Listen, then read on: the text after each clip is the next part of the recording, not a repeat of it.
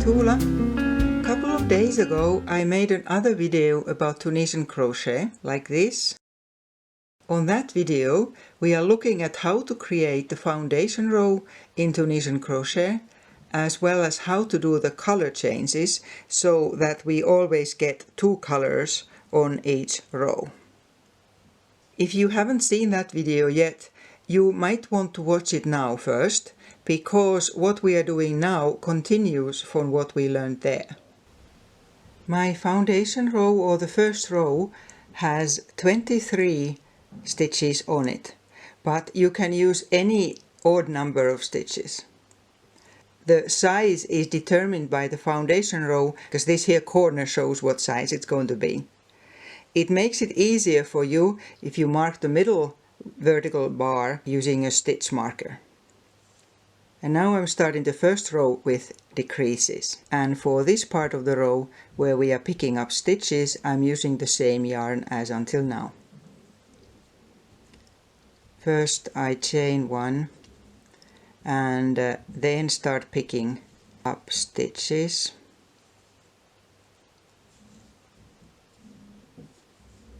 All of these going towards the center. And I am going to stop one vertical bar before that there stitch marker.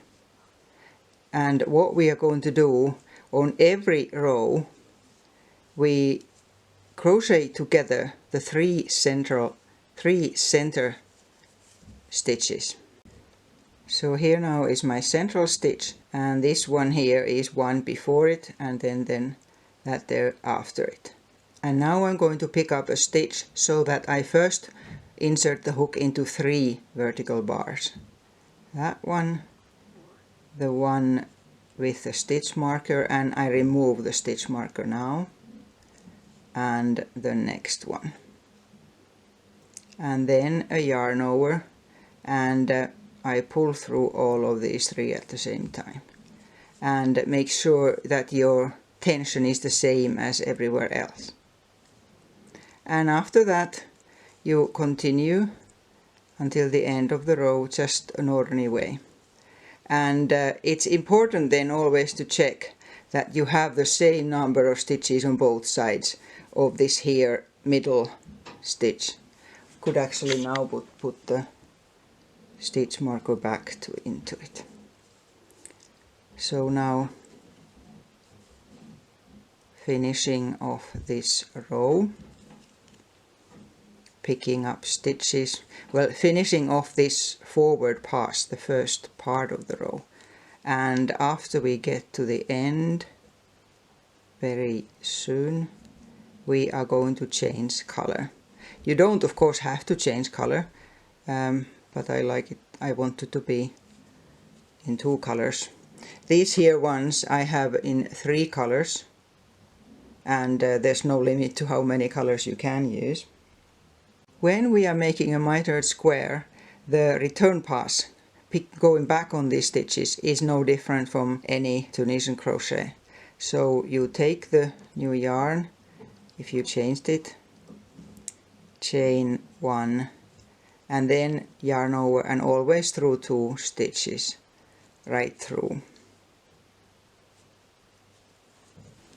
I'm now at the spot where I crocheted these 3 together and my stitch marker, but that doesn't make any difference. You just treat it as one of the stitches just the same and keep going.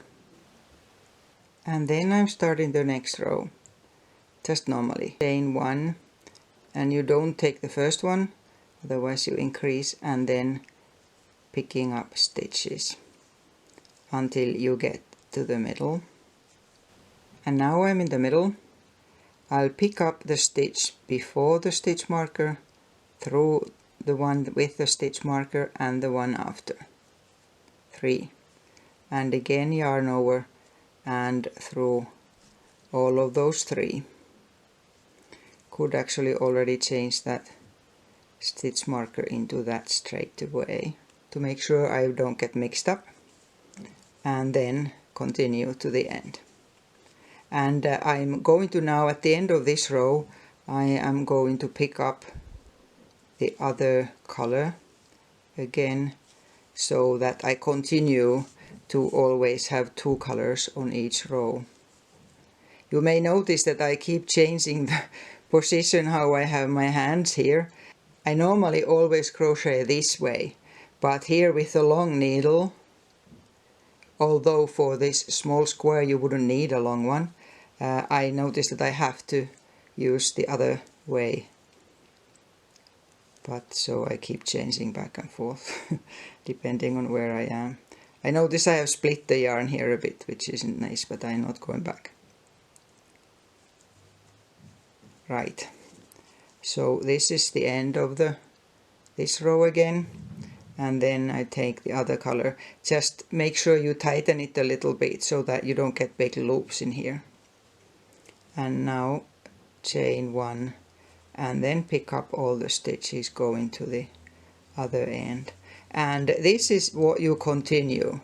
The whole thing is just repeating this, and every time you decrease, it gets smaller and it starts turning like this here. You just need to be sure that you keep the decrease in the middle, that there's always the same number of stitches on both sides of the decrease bit.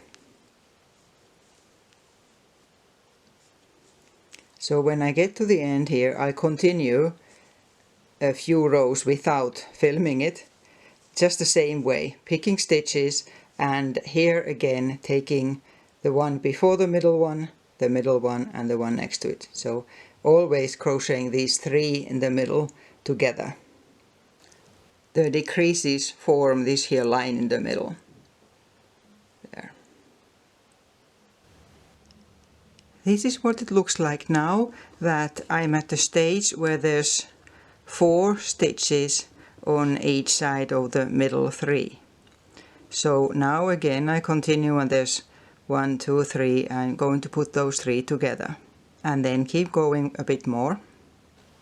And now I'm at the stage where there's 2 vertical bars on each side of the middle stitch, and this is the last row then. So chain 1, and because you don't pick that one up, you go straight into those 3 stitches that you're going to crochet together. I take this off now.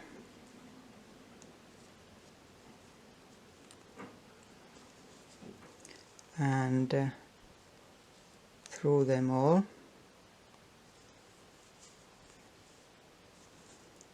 And then the last one, it's a bit further back there, so I need to find it there. Here. Now there's 3 stitches, and now simply take your yarn over again and pull through those 3. And that's it. Before cutting the yarn, make 1 more stitch and then finish it off. Here we are. And you can make any number of them and then sew or crochet them together. Because Tunisian crochet curls up like that, I always wet block these. So I soak it really well and shape it and let it dry.